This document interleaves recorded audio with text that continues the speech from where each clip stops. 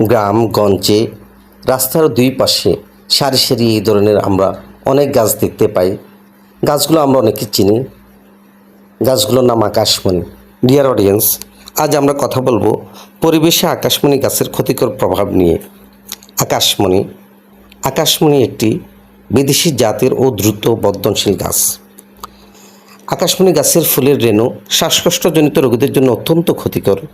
এই গাছের ফুলের রেণু বাতাসের মাধ্যমে 2-3 কিলোমিটার পর্যন্ত ছড়িয়ে যেতে পারে, ফলে মানুষ শ্বাসকষ্ট ও অ্যালার্জি জনিত সমস্যায় ভোগে। এই গাছ মাটি থেকে প্রচুর পরিমাণে পানি শোষণ করে নেয়, ফলে মাটিতে পানির ঘাটতি দেখা দেয়। আকাশমণি গাছের আশেপাশে অন্য গাছ জন্মায় না, কারণ এই গাছের পাতায় প্রচুর পরিমাণে টক্সিন থাকে, যা গাছের গোড়ায় পড়ে আশেপাশের মাটিকে বিষাক্ত করে তোলে। এই গাছের মূল থেকে নির্গত হয় বিষাক্ত রাসায়নিক পদার্থ, যা মাটির গুণাগুণ নষ্ট করে দেয়। এই গাছের পাতা সহজেই পচে না, ফলে মাটি দূষিত হয়।